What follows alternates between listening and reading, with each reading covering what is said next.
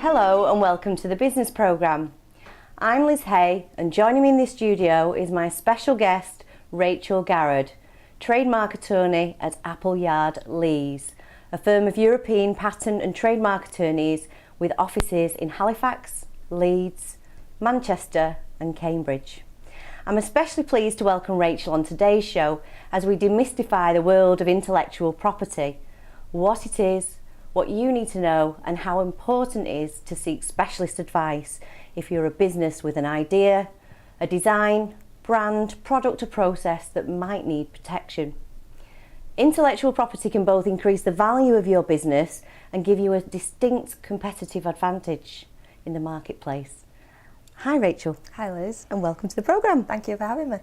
You're welcome. So what is meant, Rachel, by the term intellectual property or IP for short? So intellectual property basically refers to creations of the mind. So that could be inventions, literary and artistic works such as books, paintings, websites, logos, products or designs. Basically anything that somebody creates refers to IP, and virtually everybody will have some form of IP, whether it be a business name or a website. Like I say, virtually everybody will have some IP somewhere. Right, and how important is it to protect an asset or a brand, and what could this mean to a business? Okay, well firstly I think it's important to understand your IP, and once you understand it then you can get an idea of how to protect it and how to avoid infringement as well. There are various types of IP, so for example if you've got an invention or an idea you can protect that with a patent. If you've got a logo you can effectively protect that with a trademark registration. So as a brief summary, there are four main types of IP.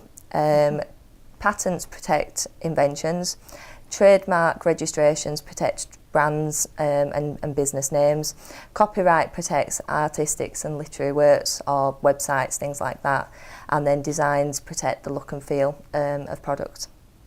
And how might secured intellectual property impact a company's bottom line or the valuation?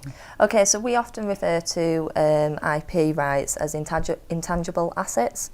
So basically it's an asset like any other asset, but you just can't touch it or feel it.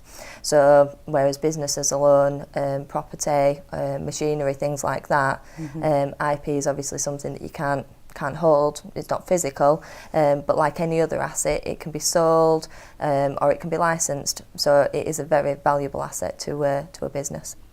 Great, and what's the main difference, Rachel, between a patent and a trademark? Okay, so patents and trademarks are quite different. Patents protect inventions and ideas, whereas trademark registrations protect brands, so business names, logos. With them being very different, we advise that you speak to a specific, either a patent attorney or a trademark attorney, depending on the nature of the IP. So like I say, if it's an invention you'll be wanting to speak to a patent attorney, and if it's a trademark, so if you've got a business name or a logo that you want to protect, then it's best to speak to a trademark attorney. And if a company has an idea for an innovative product or a process and they're interested in protecting it, what would you recommend they do next? Okay, so I would firstly advise that idea is kept confidential. Yeah. The main reason for this is that to file a patent, the idea or the invention has to be confidential. So it's got to be novel and it can't have been disclosed. So for a patent, certainly for an invention, that is the main piece of advice that I would give. Trademarks don't have to be confidential. They can be filed at any stage, but it is worth then coming and getting some advice if you have got a potential idea, invention or a trademark that you want to protect. And how important would you say that somebody has to seek the correct professional advice in this area? The thing about intellectual property law is it can be quite complicated and it can be quite difficult to understand, as with any sort of legal area. So I think it's really important to speak to either a patent attorney or a trademark attorney. like I say, you don't necessarily have to follow through with that, and you don't necessarily have to instruct somebody, but it's just good to have that initial advice and just get some guidance, because like I say, with it being quite a difficult subject, it's good to get advice from an IP specialist. And you can just then make an inquiry, you don't have to, it doesn't commit you necessarily to anything further. No, you can just phone up or send an email, send it as a new inquiry, and we'll deal with it. We'll review what is sent through, and then once we've reviewed that, we can then advise accordingly.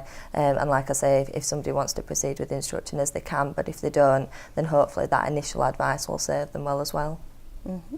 And in terms of the process then, how long might it take to secure some intellectual property for a business, and what are the fees associated with that? Do they tend to be a one-off fee, or is it an annual fee? Can you advise on that? Yeah, it's quite a difficult question to answer, is that one. So IP rights are territorial, so the costs and the timeframes will actually vary quite a lot from country to country. Generally speaking, trademark and design registrations are usually cheaper and quicker to obtain than patents. Just typically for a UK trademark registration, you might be looking at about 6 months from filing the application through to registration, whereas a patent can take in the region of sort of 3 to 5 years, depending on how complex it is, and the cost can be significantly higher as well. But again, if you speak to an IP specialist, each case will be assessed on its individual merits, and costs will be given as appropriate.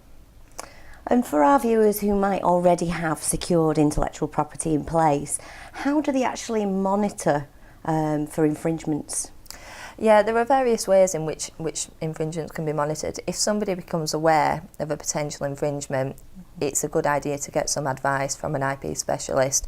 I wouldn't particularly advise on somebody contacting a potential infringer themselves without first having sought some advice.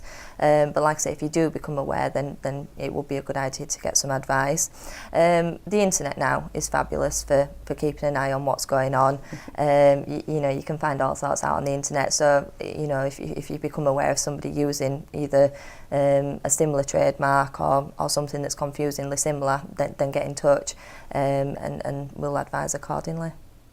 Great. Well, that's been incredibly useful, Rachel. Thank you for joining me, and thanks for sharing your insights with our viewers today. You're welcome. Thank you for having me. Now, that's all we have time for on today's show, but do join me again next time on the Business Programme.